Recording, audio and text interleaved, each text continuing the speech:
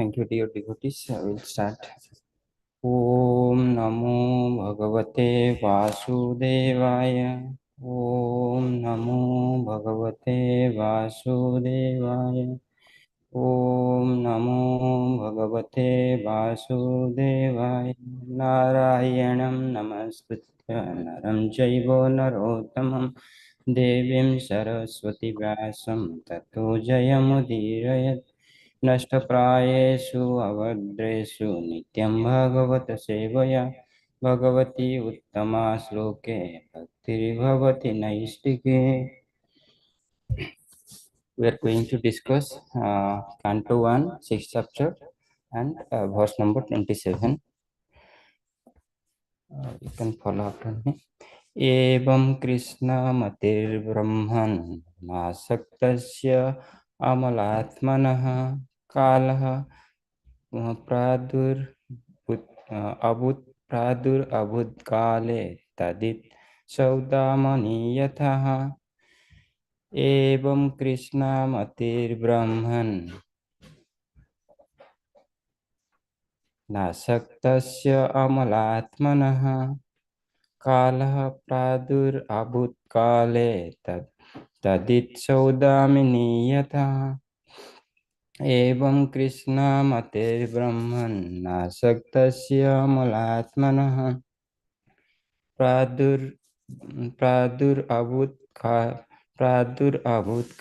कालः प्रादुरभूत्काले तदित् सौदामनि यथा. Synonym, word translation. Evam, thus Krishnamatir.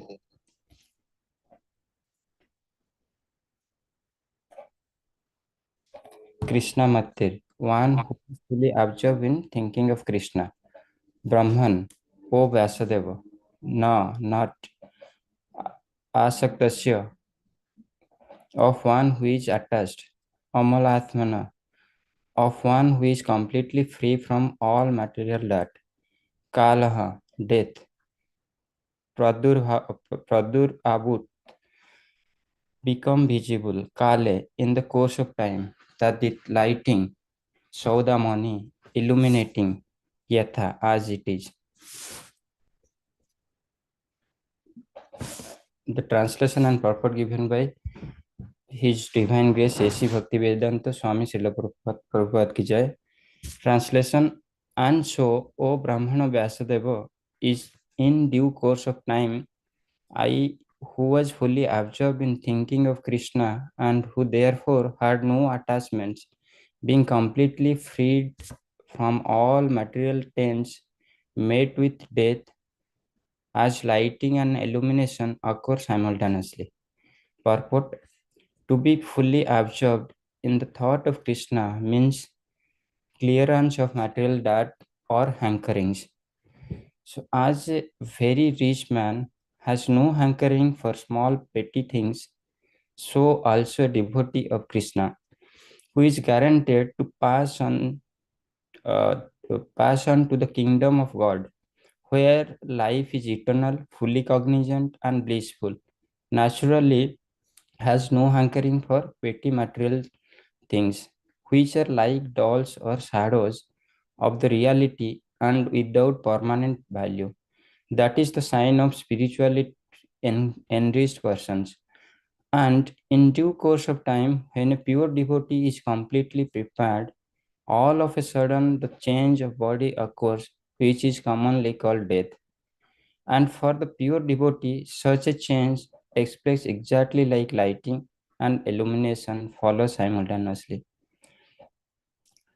That is to say, a devotee simultaneously changes his material body and develop a spiritual body by the will of the Supreme. Even before death, a pure devotee has no material affection due to his body being spiritualized like a red hot iron in contact with fire. ॐ अज्ञानतिमिरन्धस्य ज्ञानञ्जनशलाकया चक्षुर्मिलितं येन तस्मै श्रीगुरवे नमो. नमो विष्णुपादाय कृष्णप्रेष्ठाय भूतले Srimate Bhakti Vedanta Swami Niti Namine Namaste Saraswati Devi Gauravani Pracharine Nirvisesha Sunyavadi Paschatya Deshatarine Jai Shri Krishna Chaitanya Prabhu Nityananda Shri Advaita Gadadhara Shiva Sadi Gaura Bhakta Vrinda Hare Krishna Krishna Krishna Hare Hare Hare Rama, Rama Rama, Hare Hare. Thank you, dear devotees, joining today's Bhagavatam class. So, before we start about this verse, just give the context of so far what we have discussed.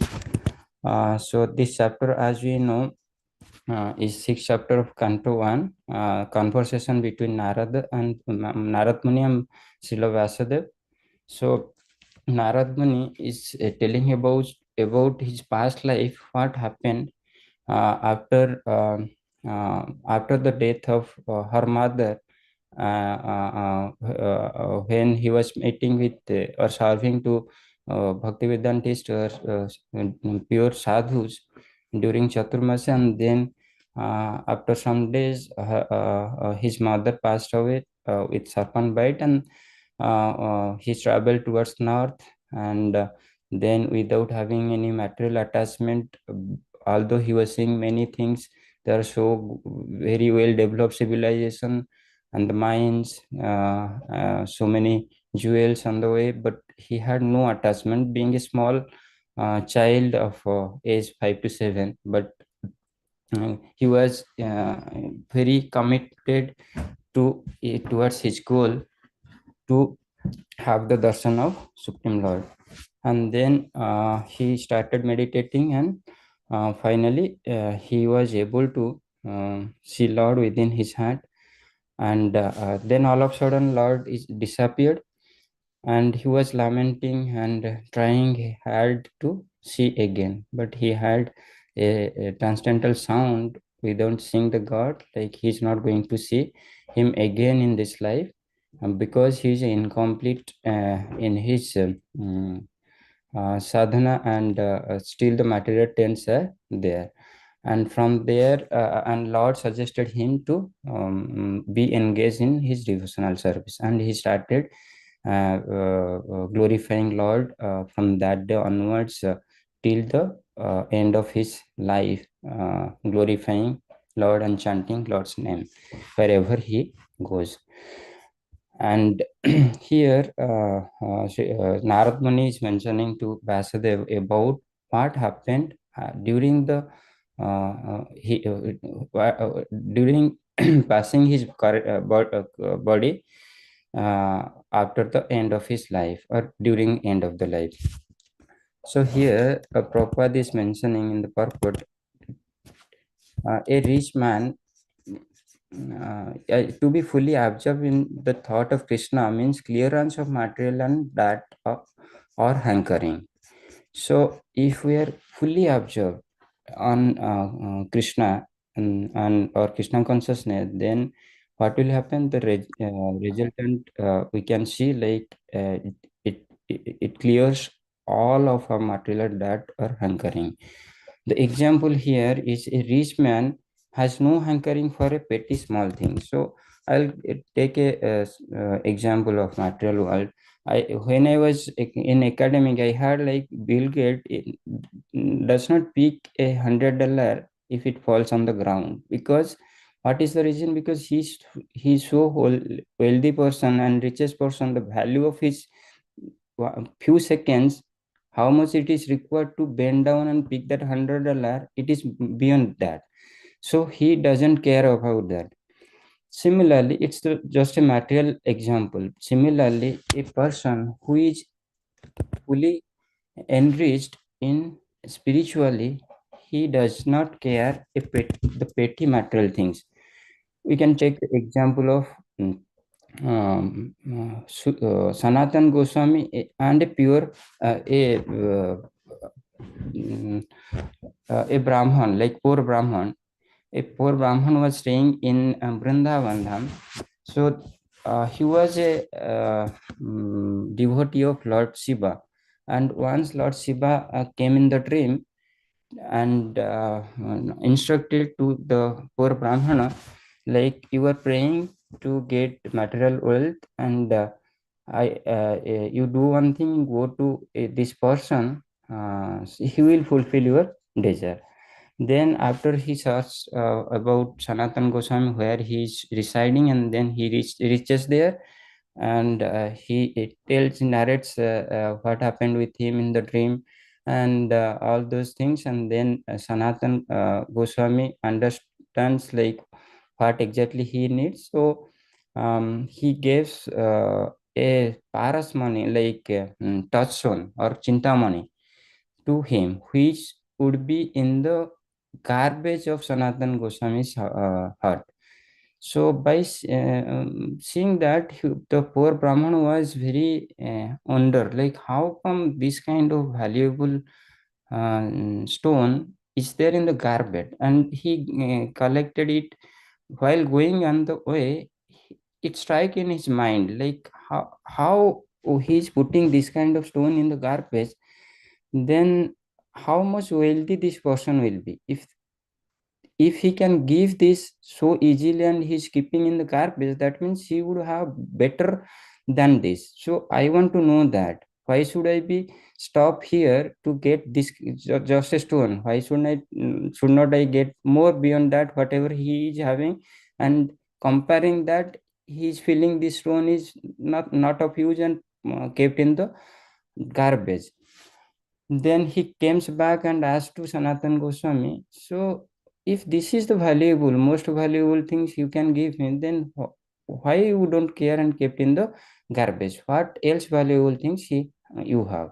Then Sanatan Goswami instructs him, you go and throw the stone in the river of Jamuna, then come back, I'll tell you.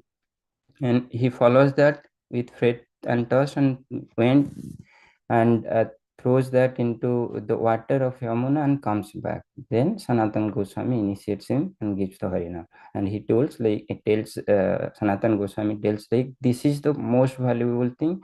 Nothing can be compared in this material world as worthier or better than this.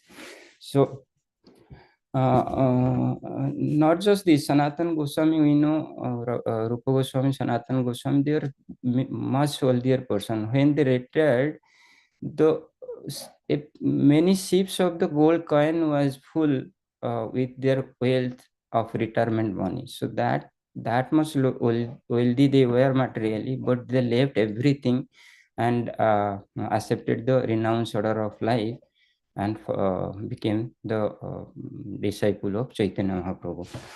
So, same way, Bharat Maharaj, who was the kingdom of whole planet of Earth. So, but he took he went to forest, renouncing everything, all his royal life of king, because of searching Lord and gaining the reaching to the real goal of life. So that is the state of spiritually enriched person.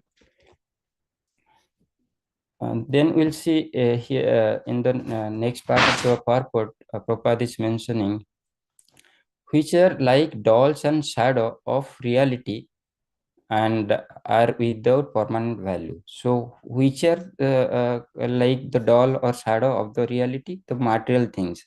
Whatever material things we are seeing, those are kind of doll or shadow of reality without permanent value.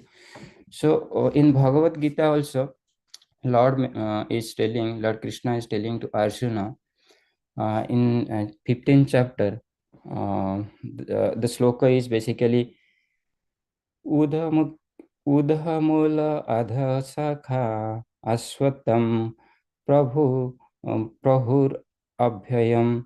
So in this verse, Lord is mentioning that tree can be found beside a reservoir. Like this material world is like a perverted or reflected banyan tree, of which the root is upward and the branches leaves on the down. So generally, if a reflection of the tree we see in the water, we can see this kind of scene. But in material world we never get that kind of tree. But this material world is like a reverted or reflection of spiritual world, but it's not the reality. Spiritual world is reality in the sense it is eternal.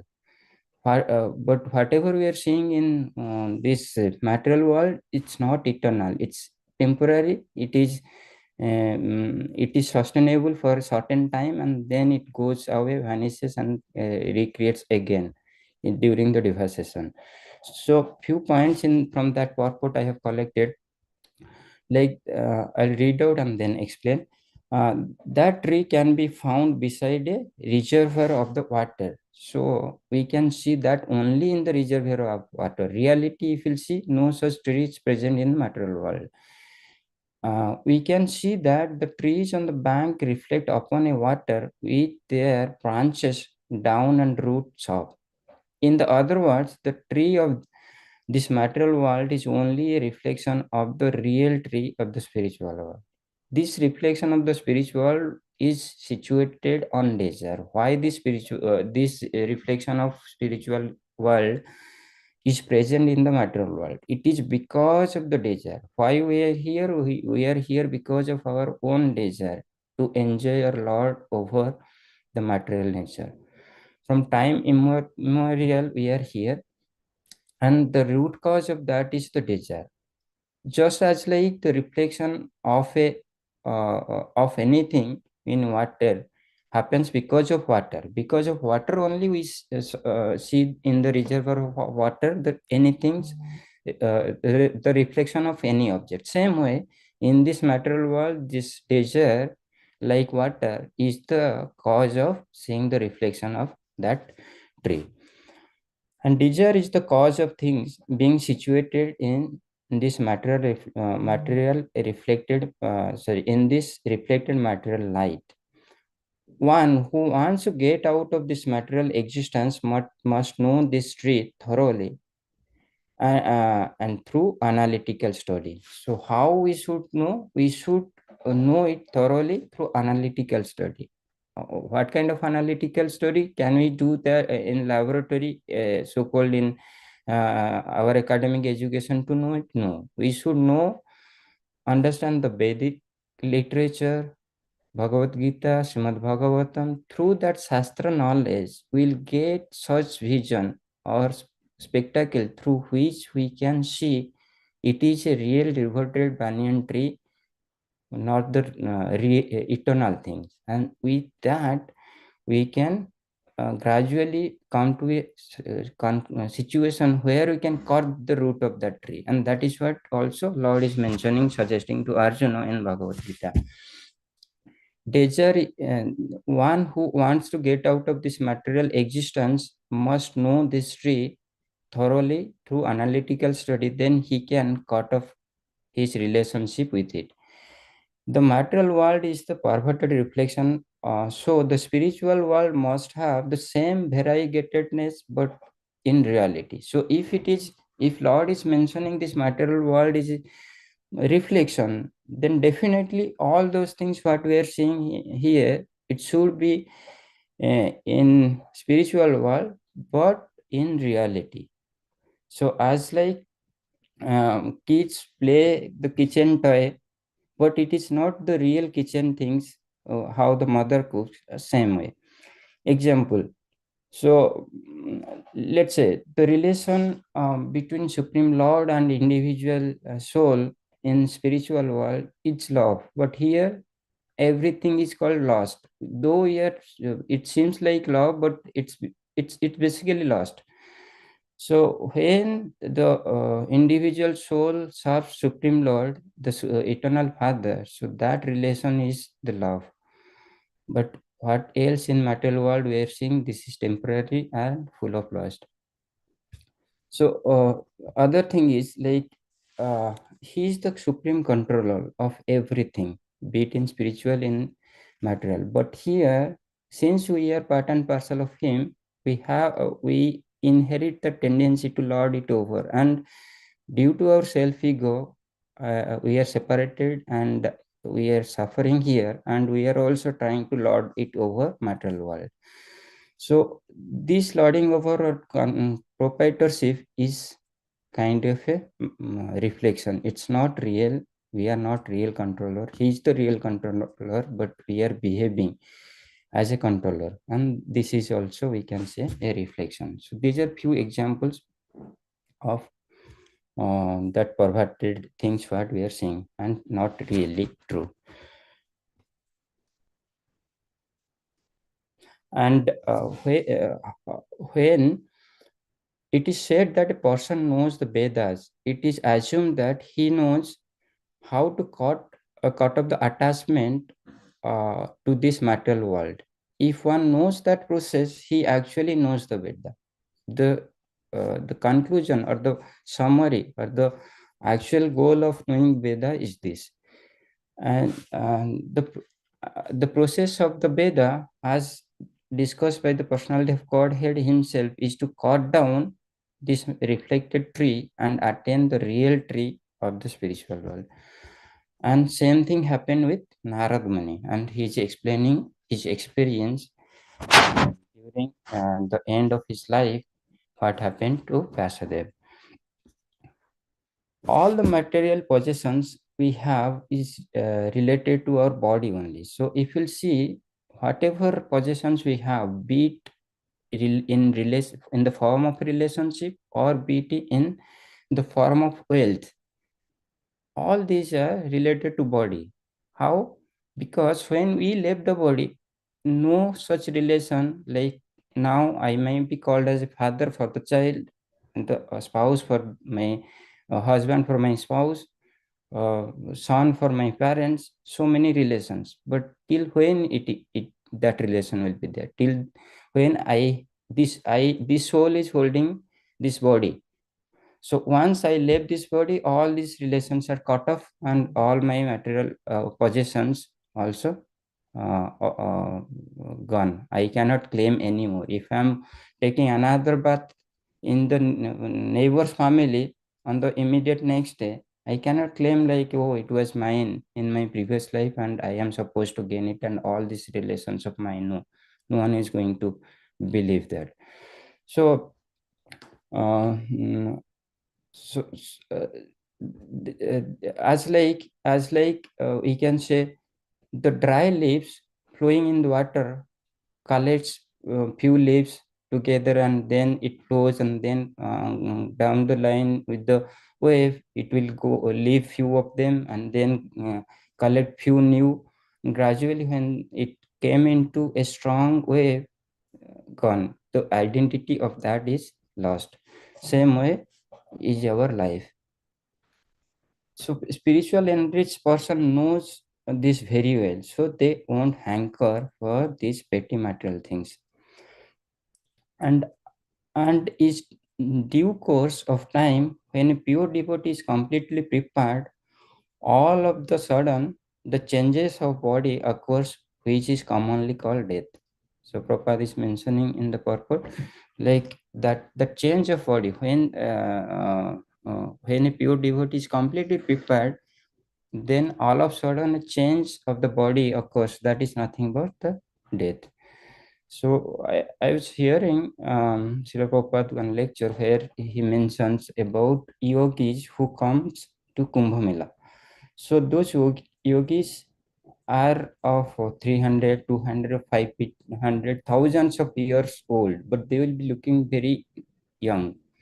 And why they are so young but still sorry, so old but still they are alive and doing performing their sadhana? Because they believe the right time when they supposed to leave the body is not at risk, because then this yogi wait for that right time to leave their body, so so that they can reach their desired destination while after leaving this body. So similarly, pure devotee get prepared for the time when they will have to leave their body and get a spiritual body to enter into spiritual planet or the abode of the Lord. So Narad Muni's situation here in this part of this purport, he's explaining him to Basadev, like how he's experiencing, uh, how, how it he's experiencing that. So, but how it happens? If will question may comes, how does it happens? For the pure devotee, such a change takes place exactly like lighting and illumination. So let's say if thunderstorm happens, so the lighting and the illumination happens at the same time. At a dark room, if we are switching on the light, then the lighting and illumination of the light happens at the same time. Say, so similar situation happened with Narad Muni, and it happens with all devotees who is eligible to leave this material body and gain spiritual world, spiritual body. So uh, as like the lighting and illumination happens immediately, so same way he dropped his material body and gained the spiritual body. But in fact, in the last line also Prabhupada is mentioned, in fact, even though before that situation a pure devotee's body will be kind of spiritual body.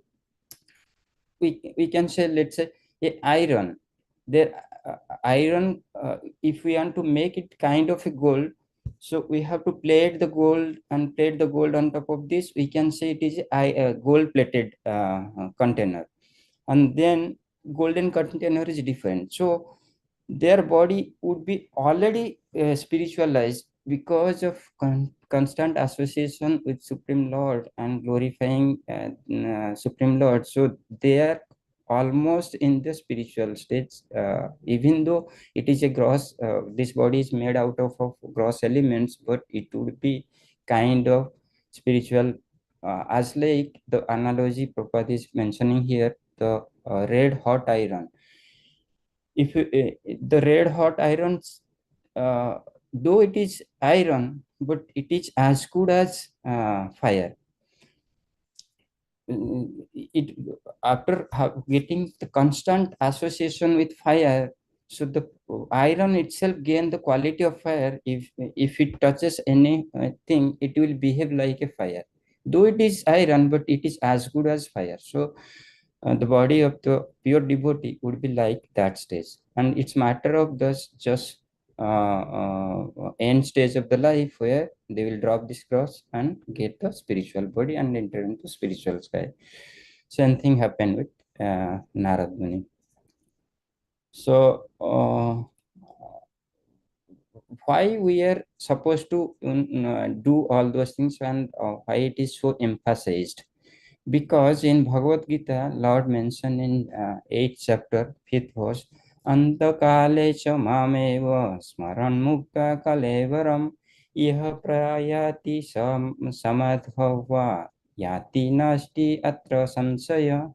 So here, Lord Krishna is telling to Arjuna, and whoever at the end of life quit this body, quit his body, remembering me alone, at once attains my nature. Oh, of this there is no doubt. So Lord is giving that assurance. Like at the end of the death, if someone thinks about him, remembering him, leaves the body, he will definitely attain his nature and abode. And why we need? Because this body, our body is kind of make best use of the bad bargain. This body is bad bargain because we are in into material world which is not eternal, and we have the major four problems like birth, death, old age, and disease. No one out of this material world can get out of those four. And why we need a temporary body where we will be suffering with this? But in spiritual world we don't have that, and this miseries. So because of that reason, we our destination and goal is the spiritual planet. And how we'll go? Lord is giving assurance part of this verse in Bhagavad Gita. So so final stage is our exam, like death is our exam. We are practicing, and in during death, if we were able to attend that exam and then uh, properly, then we can go to our destination. With this, I'll take a pause.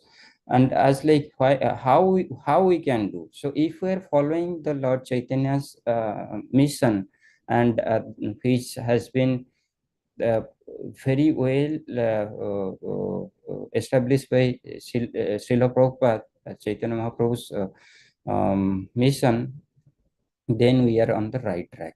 It will help us to do Chetadarpana Marjana. In Shikshastrakam, Chaitanya Mahaprabhu is mentioning same thing. So, through by rendering devotional service, we can clean the dust from our heart, and it starts with Sravanam, Kirtanam, and Vishnu Smaranam. So Sravanam we are doing, and we are doing chanting, hearing. So gradually all our impurities will go away. So question may comes, why Narad Muni got all immediately, but what happens to us? We are doing sadhana, but we are not feeling that bliss, or when we'll be able to see Supreme Lord. So it's kind of we are putting our a gloves in our hand and taking towards fire. We cannot feel the potential of our fire. So we have to remove the gloves. So that gloves is nothing but within our body the material contamination we gather from many lifetimes. So gradually that contamination will go through our constant chanting and sadhana. Then the day will come when we can realize the Lord as like a pure devotee does. Hare Krishna, Prabhuji Mataji, I will take a pause. Sorry for a few minutes late. Over time. So if any questions, we'll discuss.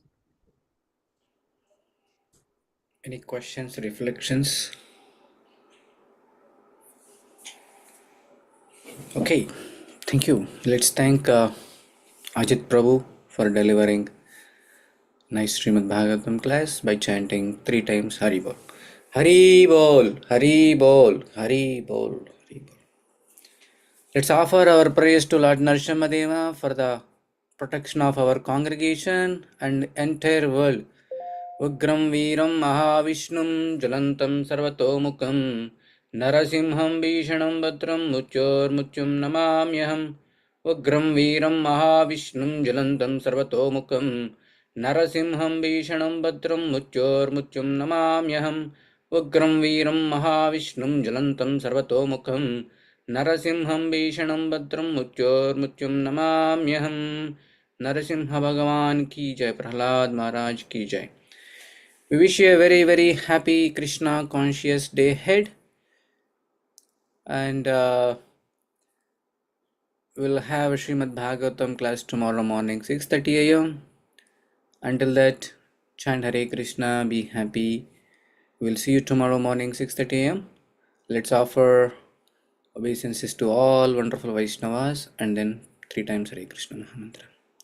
वाञ्छाकल्पतरुभ्यश्च कृपासिन्धुभ्य एव च पतितानां पावनेभ्यो वैष्णवेभ्यो नमो नमः.